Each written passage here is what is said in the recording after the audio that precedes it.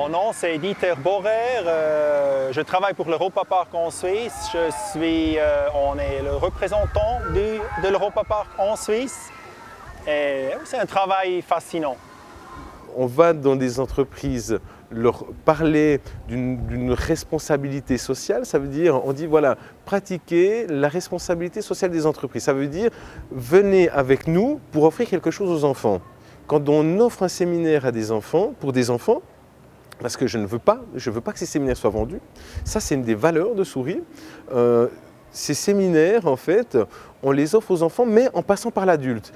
L'idée, c'est de responsabiliser l'adulte sur ce qui va se passer plus tard.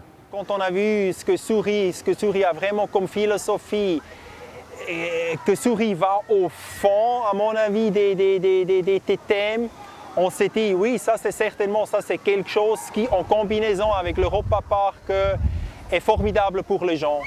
C'est une philosophie pour moi de base. Ça contente les personnes. C'est quelque chose qui glisse dans l'intérieur des personnes, des personnalités. C'est pour les jeunes, c'est pour les âgés, c'est pour tout le monde. Et à mon avis, c'est plus intense ce que Europa Park peut donner aux gens. L'Europa Park, il donne des moments extraordinairement positifs. Mais à mon avis, Sourire donne quelque chose qui peut durer toute la vie. C'est le responsabiliser sur ce que, quelque part, on fait aujourd'hui. On travaille, on fait beaucoup on a des activités qui sont prenantes, on développe beaucoup de choses et puis on rentre dans un stress. Et puis à un moment donné, ce stress a des conséquences incroyables. Dans ce concept Sourire, il y a plein de choses. Et j'ai mis ce panier sur la table et je dis aujourd'hui, servez-vous, prenez ce dont vous avez besoin, prenez-le. Le sourire pour moi, c'est quoi? C'est à l'intérieur d'être vraiment content, d'être content à 100%, de ne plus vouloir de plus.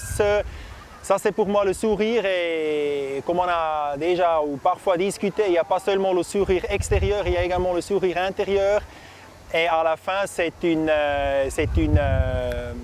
attitude, c'est certainement une attitude générale qu'il faut prendre. Le sourire intérieur, ça parle à tout le monde, mais il faut juste que les autres le perçoivent. Un sourire intérieur, par exemple, autant être très content de l'évolution d'une discussion ou d'un dossier, mais que vous n'êtes pas trop montré au partenaire qu'on n'espérait pas autant. Ça peut être le sourire intérieur. Le sourire intérieur, ça peut être aussi une caractéristique d'une personnalité, une espèce de rayonnement de satisfaction, de joie de vivre qui va jusqu'à l'intérieur, qui peut éventuellement se communiquer à des tiers. En proposant les séminaires qui s'appellent l'heure du SPA, S-P-A, sourire pour agir, c'est quoi? C'est rappeler l'importance du sourire, de l'attitude positive et du respect. Le respect est une chose, mais le respect doit être mutuel. On ne peut pas alléguer qu'on manque de respect à quelqu'un, parce que quelqu'un ne peut pas alléguer ça et lui-même par définition mépriser tous les autres. Il doit y avoir l'apprentissage des cultures réciproques, mais les cultures réciproques, elles existent même à l'intérieur d'une même population. Ich habe mit dem Projekt Suri.ch etwas kennengelernt, wo ich ganz klar muss sagen, es wäre absolut der Hammer, um in den Spruch der Jungen zu sagen, das wäre absolut mega geil, wenn auch in der Deutschschweiz sich jemand findet, der das Konzept, das diese Philosophie kann übersetzen kann, sodass es für uns Deutschschweizer, die zwischendurch sicher ein bisschen eintöniger, in dem Sinne auch ein bisschen zurückhaltender sind als unsere französisch sprechenden Compatriots in der Schweiz. Wenn das jemand in der Deutschschweiz auch auf die Beine stellen kann, dann ist das absolut perfekt. Ici, c'est la continuité d'un amour sincère entre deux personnes, donc c'est celle-ci que je lui donnerai. Il y a différents aspects de la vie. Et je pense que l'Europa Park il est capable de donner du bonheur aux gens. Mais sinon, il y a d'autres aspects. Il y a d'autres aspects de l'esprit.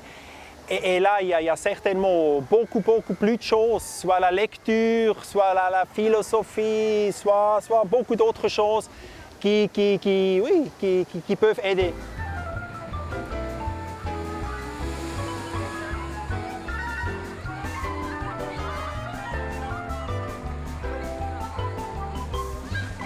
Les gens doivent davantage effectivement apprendre le respect, la tolérance, le sourire comme manière de communication, parce que ça évitera un certain nombre de problèmes. Ceci dit, ça n'évitera pas tous les problèmes.